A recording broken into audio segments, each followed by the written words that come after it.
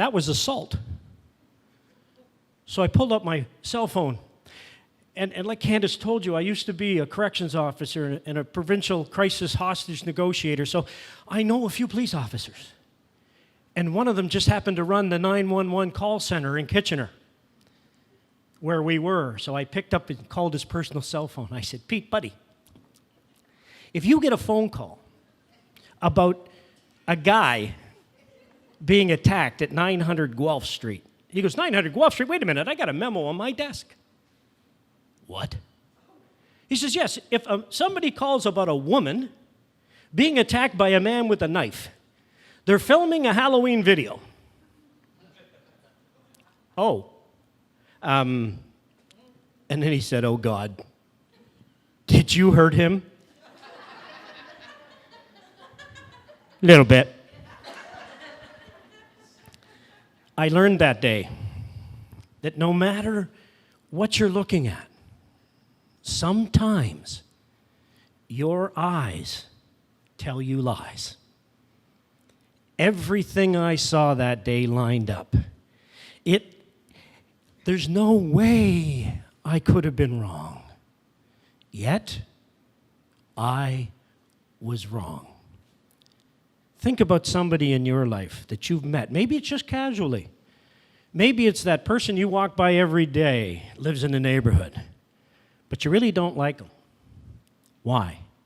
Could your eyes be telling you lies?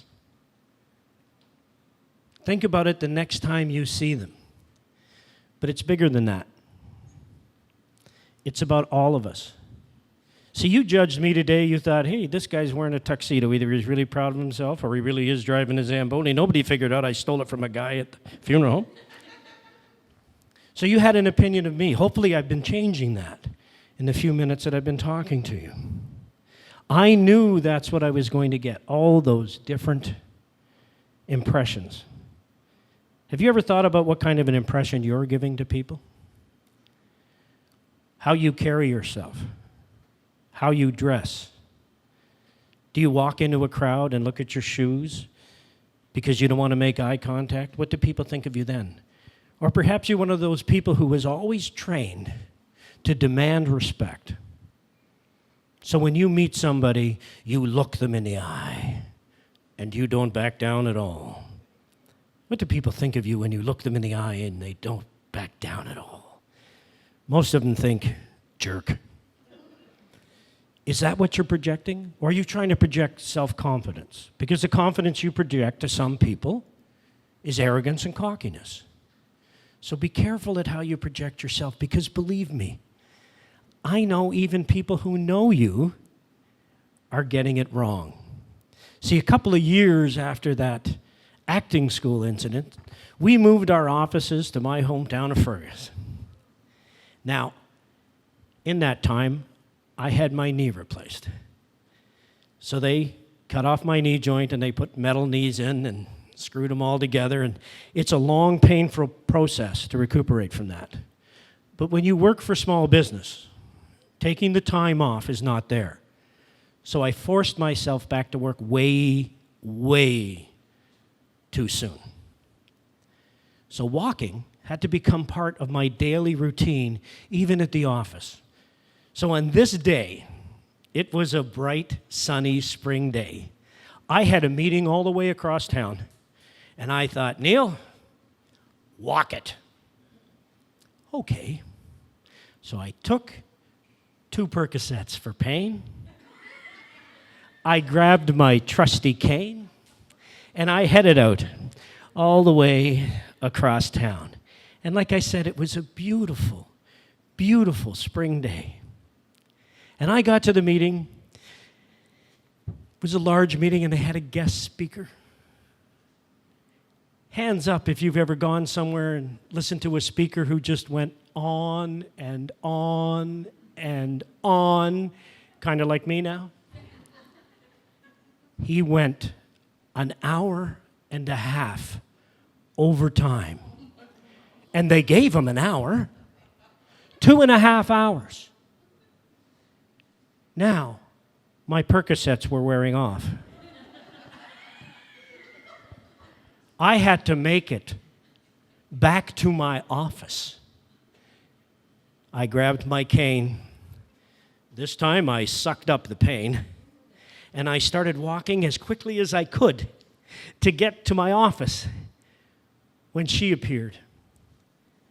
Out of nowhere, she stepped in front of me, and she looked at me, and she said, "Neil!" Now, have you ever looked at somebody and you recognize the face, but there's no name coming? Oh, I stared at her. And she looked at me. And then she turned to her husband, who was behind her. "Oh, Bud, he doesn't know me. He's had a stroke." And then they walked away. I wanted to call out and say, "Hey, wait, Mary, I'm okay," just as her name came to me. But I wanted my Percocets more. So I turned and started back when I caught my reflection in the plate glass window. You see, that bright spring day had turned to a cooler spring day where snow decided to make a return. And the wind had been blowing down the street as I was racing for my Percocets. And it had blown my hair straight up. My tie was over my shoulder, and my hot breath, mixed with the cold air, had created a loop of liquid from my lip to my lapel. I looked like I had a stroke. But I didn't have time to correct them. So I carried on to my office. And I remember closing the door and grabbing 2 Percocets really quickly, and then combing my hair and wiping my face and thinking, Mary talks to everybody. I sat down at my desk and I wondered what's going to happen here. When my wife called. She never calls.